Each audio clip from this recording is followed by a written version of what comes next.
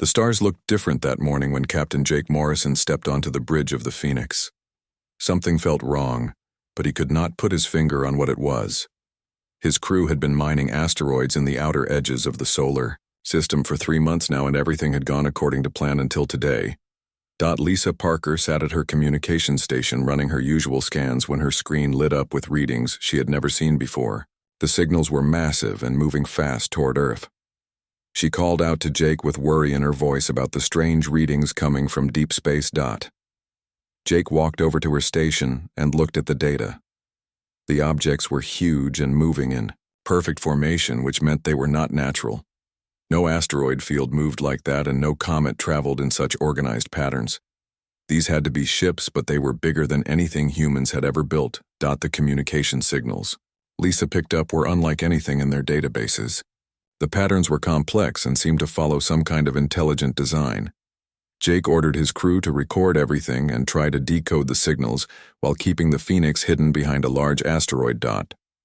Meanwhile, on one of the approaching alien ships, Huntmaster Vextar studied the readings about the third planet from the local star. His species had been hunting and harvesting other races for thousands of years, and Earth looked like another easy target. The scans showed soft-skinned beings with primitive technology and no real space defenses. Vex Tar had seen this pattern many times before. New species always fell quickly once they understood the power of the Zephyrian Empire. Most surrendered without much of a fight when they saw the massive ships and advanced weapons. The few that tried to resist were crushed within days. The Hunt Master looked at the biological scans of humans and smiled with his sharp teeth. These creatures seemed even weaker than most prey species. They had no natural armor or claws, and their weapons were crude chemical explosives. Their cities were spread out and poorly defended, which would make harvesting easy. Back on the Phoenix, Lisa worked frantically to decode more of the alien signals. What she found made her blood run cold. The translation program was starting to make sense of some words and phrases. The aliens were talking about harvest quotas and biological samples and something called soft extraction. Jake read the partial translations and felt sick to his stomach. These aliens were not coming to make contact or trade. They saw humans as nothing more than animals to be captured and used. He immediately sent an encrypted message to Earth Defense Command with all the data they had collected. Commander Alex Stone received Jake's message at his desk in Colorado Springs, just as he was finishing his morning coffee. At first he thought it might be some kind of joke or mistake.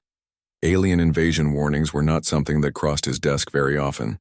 But the data looked real, and Jake Morrison was not known for false alarms. Alex tried to contact his superiors, but many of them were in meetings or traveling. The few he reached dismissed his concerns as unlikely or suggested the Phoenix crew had misunderstood something.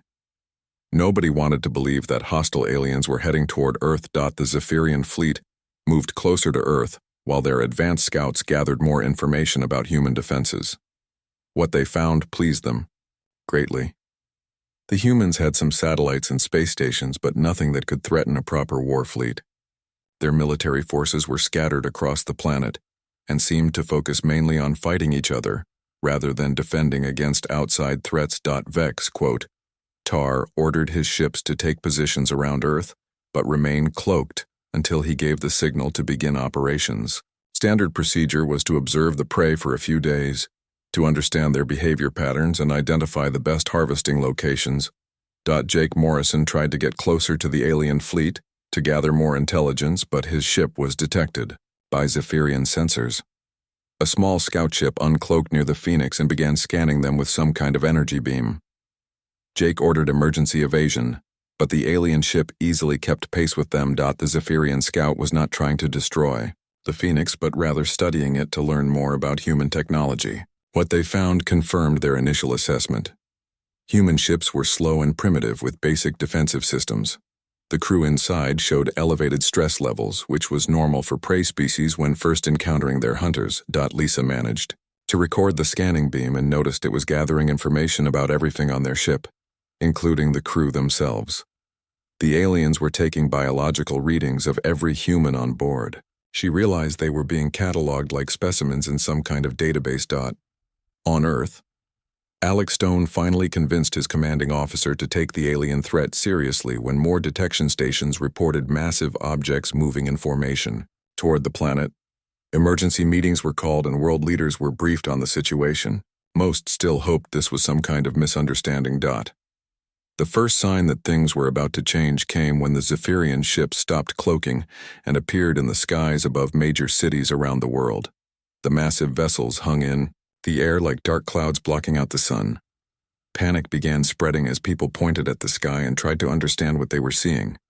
Vex quote, Tar was pleased with the initial reaction. Fear and confusion were exactly what he expected from prey species when they first realized they were being hunted. Soon the human leaders would try to communicate and offer surrender terms. Then the real work could begin. But something felt different about these humans compared to other species he had hunted. Their radio communications showed more anger than fear, and their military forces were moving to defensive positions rather than laying down their weapons. This was unusual, but not particularly concerning. Some prey fought back briefly before, accepting their fate. Jake Morrison watched the alien ships appear over Earth from his position in the asteroid belt. He knew his warning had not been enough to prevent this moment, but maybe it had given humanity some time to prepare. The real test would come in the next few hours when the aliens made their first move. The hunt was about to begin, and neither side fully understood what they were getting into. The Zephyrians expected another easy harvest while humans prepared to defend their world without knowing the true scope of what was coming. Both sides would learn hard lessons in the days ahead about what it really meant to be predator or prey. The first attack came at dawn when most people were still trying to understand what the massive ships hanging over their cities actually meant. Vextar had chosen military bases as his initial targets because destroying them would show human leaders how pointless resistance would be. The plasma beams struck with surgical precision, taking out radar installations and communication centers while leaving most personnel alive. This was standard Zephyrian procedure when dealing with new prey species. Show overwhelming force but avoid too much killing at first. Dead specimens were worthless and frightened. Living ones were easier to manage than angry ones. Vextar expected human military leaders to contact him within hours to discuss surrender terms. But the reaction was not what he expected at all. Instead of trying to communicate, the humans began moving their remaining forces into defensive positions. Their radio chatter showed determination rather than fear, and their leaders were talking about fighting back instead of giving up. Colonel Ryan Clark was leading a Marine battalion through the Colorado mountains when the alien ships appeared overhead. His orders were to establish a defensive position and wait for further instructions, but Ryan had other ideas. He knew that sitting still would only make his men easier targets for whatever the aliens planned to do next. When the first alien dropships landed near his position, Ryan ordered his men to let them get close before opening fire. The Zephyrian ground troops expected to face panicked humans who would scatter when they saw superior alien technology. Instead, they walked into a carefully planned ambush with Marines firing from concealed positions on all sides. The aliens had better armor and weapons, but they had never faced enemies who used the terrain to their advantage like this. Their standard tactics involved intimidating prey into submission through displays of power. They were not prepared for humans who hid in caves and attacked from unexpected angles. Ryan watched through his binoculars as the alien troops tried to regroup after losing half their landing party. They moved like they expected their enemies to run away rather than keep fighting. This gave him an idea about how to hurt them even more in the next engagement. Dr. Elena Rodriguez was working in her laboratory at the Centers for Disease Control when the first alien technology samples arrived. Military teams had recovered weapons and equipment from the failed landing near Ryan's position and brought everything to her for analysis. What she found was both fascinating and terrifying. The alien technology was incredibly advanced, but it seemed designed for very specific purposes. Their weapons had multiple settings, but most were meant to stun or disable rather than kill. Their scanners were built to analyze biological samples, and their equipment included what looked like collection containers for various body parts and fluids. Elena realized that everything about Zephyrian technology confirmed what the intercepted communications had suggested. These aliens were not conquerors in the traditional sense. They were hunters who saw other species as resources to be harvested. This explained why their initial attacks had been so restrained. Back on the Phoenix, Jake Morrison and his crew continued, monitoring alien communications while staying hidden in the asteroid field. Lisa had made significant progress in translating their language, and what they were learning painted a disturbing picture of how the Zephyrians operated. The aliens had a vast database of previously conquered species with detailed information about their biology and behavior patterns. Every entry followed the same pattern. Initial contact led to quick surrender, followed by systematic harvesting of the most useful specimens. The remaining population was either enslaved or eliminated depending on their potential value. Jake studied the files of extinct civilizations that had fallen to the Zephyrians over the past 1,000 years. Some had been advanced spacefaring cultures with technology nearly equal to their attackers. Others had been primitive societies that barely understood fire. None had survived more than a few weeks after first contact. What bothered Jake the most was that every single conquered species had shown the same response pattern. Initial shock followed by attempts to negotiate, followed by quick surrender when they realized resistance was hopeless. Humans were already breaking this pattern by fighting back instead of trying to talk. On Earth, the battles were spreading as more alien landing parties faced unexpected resistance from human forces. Vextar was growing frustrated with his ground commanders who kept requesting reinforcements instead of reporting successful captures. This was not how harvesting operations were supposed to work. The Huntmaster decided to take personal command of the next operation. He chose a city in Europe where human defenses looked weakest and prepared to demonstrate proper hunting techniques to his subordinates. Surely these soft creatures would surrender once they saw a senior Zephyrian warrior in action. But when Vextar led his elite guard into the city, they found empty streets and buildings that seemed abandoned. The humans had evacuated the civilians and turned the entire area into a trap. Every building contained hidden fighters, and every street corner offered cover for ambush attacks. The Zephyrian elite guard had never faced anything like urban warfare against determined opponents. Their training focused on hunting creatures that tried to run away, not enemies who turned their own environment into a weapon. Within hours, Vexitar found himself trapped in a building surrounded by human soldiers who showed no interest in surrendering. Elena Rodriguez made another important discovery while studying captured alien equipment. The Zephyrians had biological weaknesses that their technology was designed to compensate for. They needed specific atmospheric conditions to function at peak efficiency, and their armor had vulnerable points that human weapons could exploit if aimed correctly. She immediately sent this information to military commanders around the world. Human forces began adapting their tactics to target these weaknesses, and the results were dramatic. Alien casualties started mounting while human losses decreased significantly. Ryan Clark received Elena's intelligence data just as he was planning another attack on a Zephyrian outpost. His Marines had captured several alien prisoners during their mountain ambushes, and he was amazed by how demoralized they seemed. These creatures who had expected to hunt helpless prey were now afraid of the humans they had come to harvest. The psychological impact was spreading through Zephyrian ranks faster than their commanders could control. Warriors who had never experienced fear in combat were now reporting nightmares about human fighters. Ground troops were requesting transfers rather than face deployment to Earth. Vex quote, Tar finally understood that something had gone terribly wrong with his assessment of this species. Humans were not behaving like any prey he had encountered before.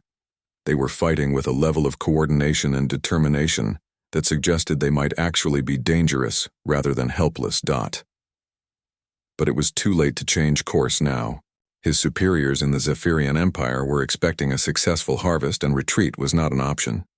The hunt would continue even though the prey had started hunting back.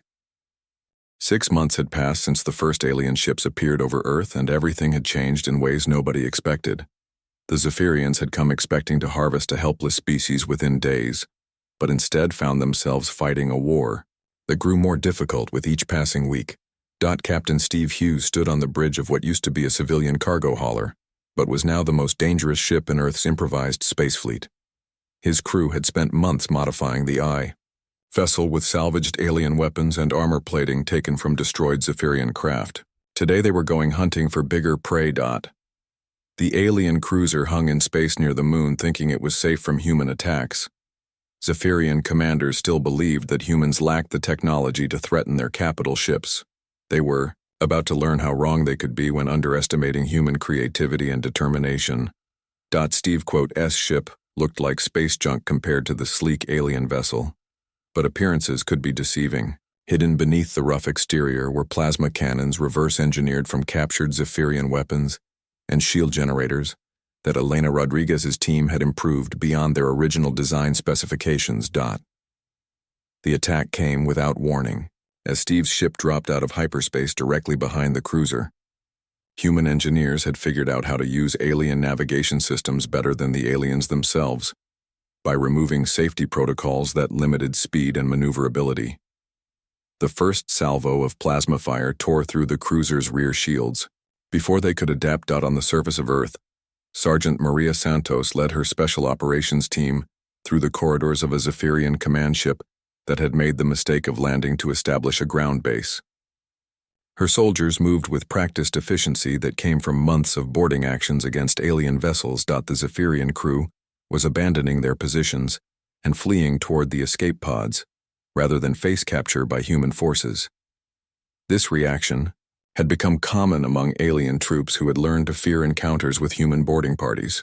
Maria's team had a reputation that spread through enemy ranks faster than official reports. What the aliens could not understand was why humans fought harder when they were trapped or outnumbered instead of surrendering like every other species they had encountered. Zephyrian psychology was built around the concept that cornered prey would submit to superior predators, but humans seemed to work in reverse. Elena Rodriguez had moved her research operation to a secure facility where she could study captured alien technology without interruption. Her latest breakthrough involved understanding how Zephyrian ships communicated with each other through quantum entanglement networks that humans could now intercept and decode. The intelligence gathered from these communications revealed that the aliens were becoming increasingly desperate. Their casualty rates were climbing while human resistance grew stronger and more sophisticated. Zephyrian fleet commanders were requesting reinforcements that their empire was reluctant to provide for what should have been a simple harvesting operation. Pete Johnson worked in his underground laboratory converting captured alien technology into weapons that human forces could use effectively. His hybrid designs combined human engineering principles with Zephyrian power sources to create equipment that was often superior to what either species could build alone. Pete's latest creation was a personal shield generator that used alien energy cells but human control systems. The result was defensive equipment that was lighter and more reliable than original Zephyrian designs, while being simple enough for human soldiers to maintain in field conditions. Jake Morrison had been promoted to admiral and given command of humanity's first interstellar strike force after his early warnings about the alien threat proved accurate. His fleet consisted entirely of converted civilian ships that had been armed and armored using captured alien technology. The mission Jake was planning would have been impossible when the war started. But human capabilities had grown dramatically through 6 months of constant innovation and adaptation. They were going to attack Zephyrian supply lines in deep space, using tactics that the aliens had never encountered before. Vex Tar sat in his command chamber reviewing casualty reports. That made no sense according to everything he knew about prey species behavior. Human forces should have been weakening after months of warfare, but instead they were becoming more dangerous and aggressive with each engagement. The Huntmaster had requested permission to withdraw from Earth, but his superiors refused to authorize retreat from what they still considered an inferior species.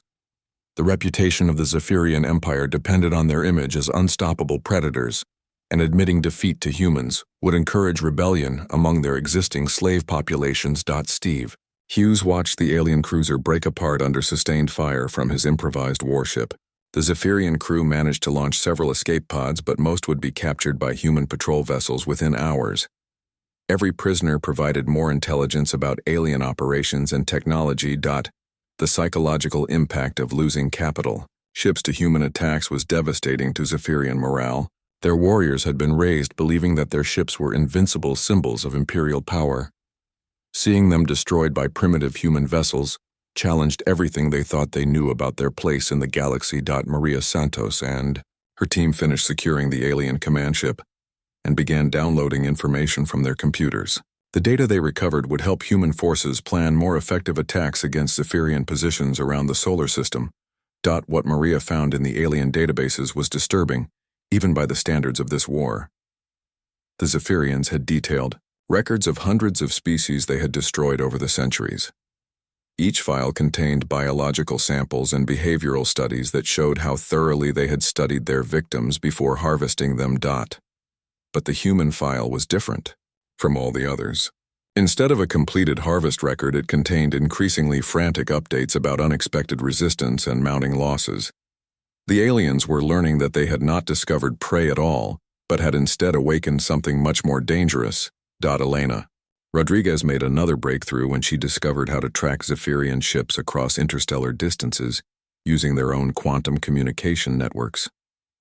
This capability would allow human forces to hunt alien vessels in their home territory, rather than waiting for them to attack Earth. The war was entering a new phase where humans would take the offensive and carry the fight to enemy space. The species that had come to harvest humanity was about to discover what it felt like to be hunted by an enemy that never gave up and never stopped learning. Jake Morrison received authorization to begin Operation Reversal, which would transform the conflict from a defensive war into an aggressive campaign against Zephyrian bases and supply lines. The aliens who had seen humans as easy prey were about to learn that they had made the greatest mistake in their species' long history of predation. Commander Alex Stone watched the massive display screen in the war room as Operation Reversal began, with coordinated strikes across 3 star systems. What had started as a desperate defense of Earth had become humanity's first interstellar offensive campaign.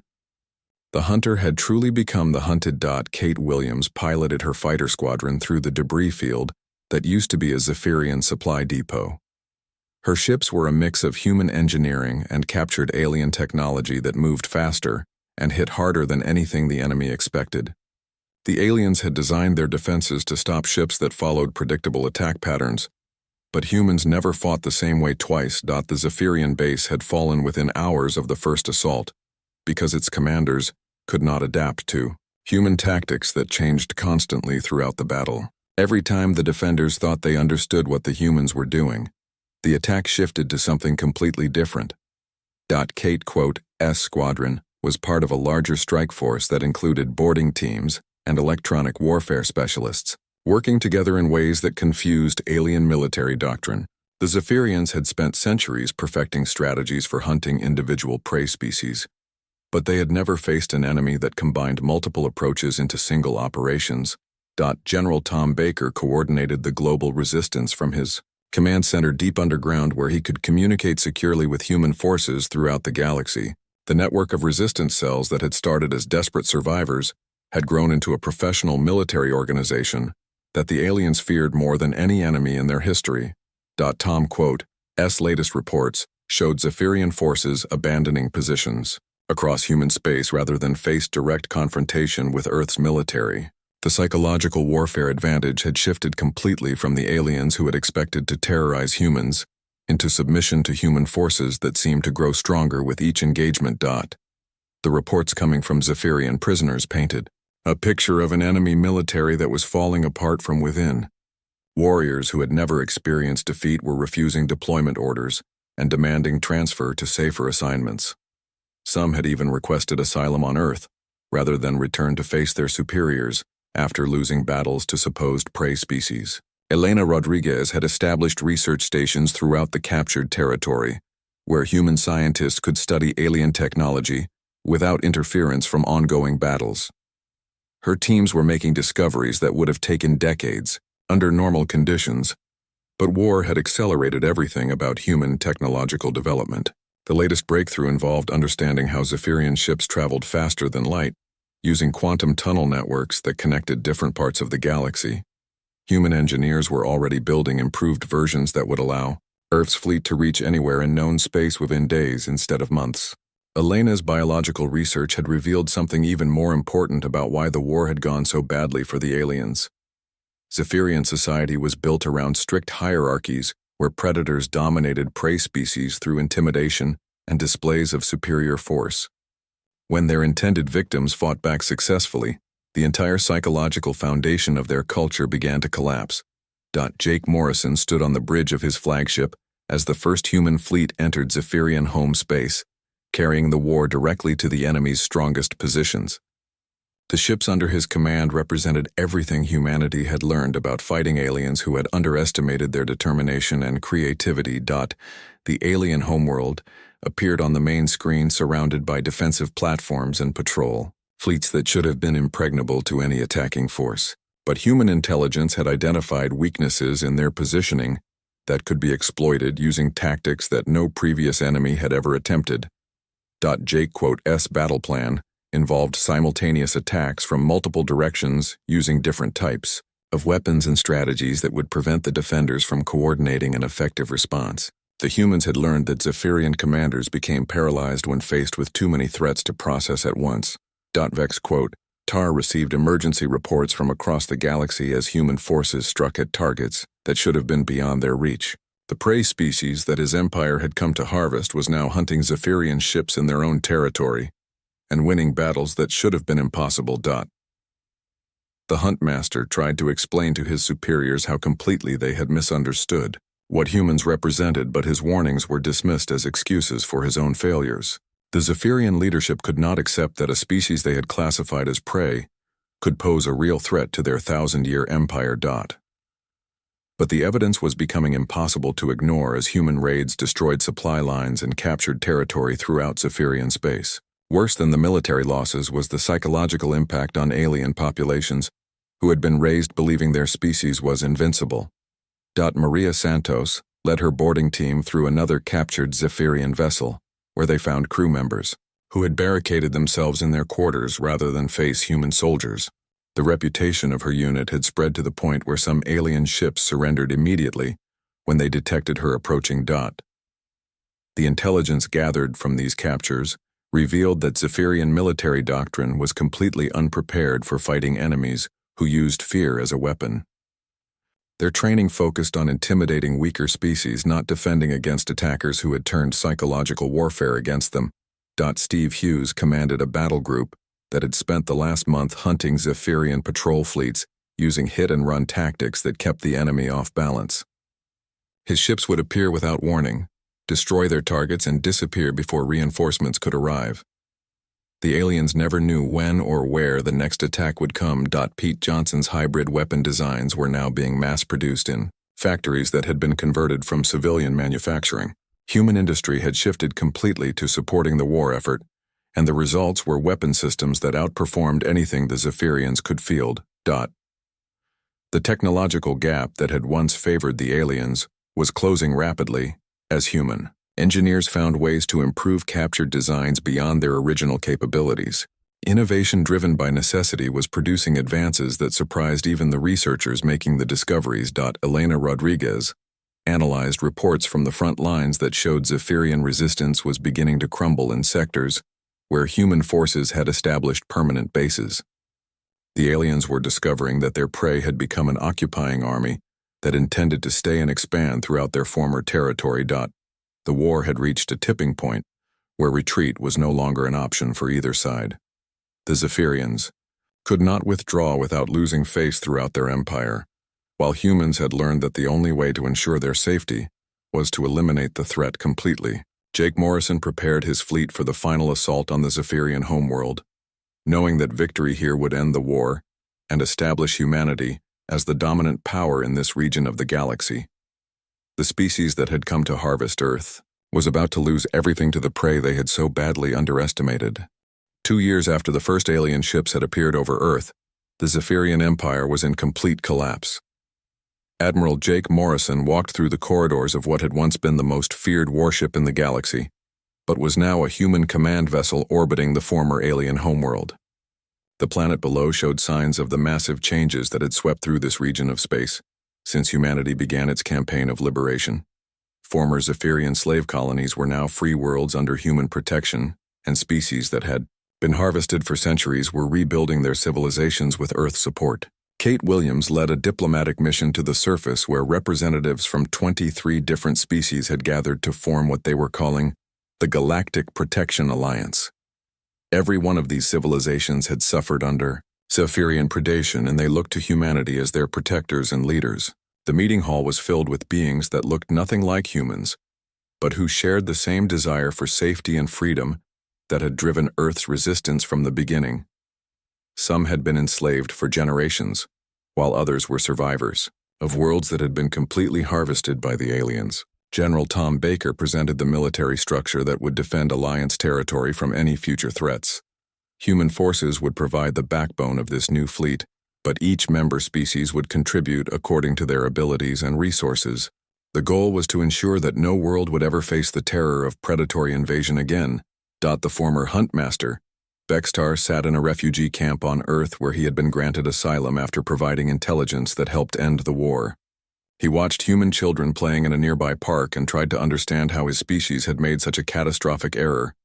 In judgment, Vex, quote, Tar had spent his entire life believing that the Zephyrian Empire represented the natural order of the galaxy where strong predators dominated weaker prey species. The idea that victims could become protectors and hunters could become refugees had been impossible for him to imagine until he experienced it himself. Elena Rodriguez continued her research, but now focused on helping former slave species recover technologies and knowledge that the Zephyrians had suppressed or destroyed. Her teams were discovering that many of the civilizations the aliens had conquered had been far more advanced than their conquerors in fields like medicine and agriculture. The biological studies Elena conducted revealed something remarkable about human psychology compared to other species. Most intelligent life forms responded to overwhelming threats by seeking safety through submission or escape. Humans were apparently unique in becoming more dangerous when protecting something they cared about. President Laura Mitchell addressed the United Nations in a session that included representatives from dozens of worlds that had never imagined they would be free to govern themselves. Earth had become the capital of a new galactic order built around cooperation instead of predation. The speech Laura gave focused on the responsibility that came with humanity's new position as the dominant military power in this region of space. Humans had not sought to become galactic leaders, but they would not abandon the species that had asked for their protection. Steve Hughes commanded the patrol fleets that kept former Zephyrian space secure from any remaining hostile forces. His ships carried mixed crews of humans and aliens working together in ways that would have been impossible under the old empire, where different species were classified as either predators or prey. The report Steve received showed that word of humanity's victory was spreading throughout the galaxy and attracting attention from other predatory empires that might view Earth as a threat to their own operations. Some intelligence suggested that hostile alliances were forming among species that profited from hunting weaker civilizations. Pete Johnson's research teams were now working with alien scientists to develop technologies that combined the best innovations from multiple species.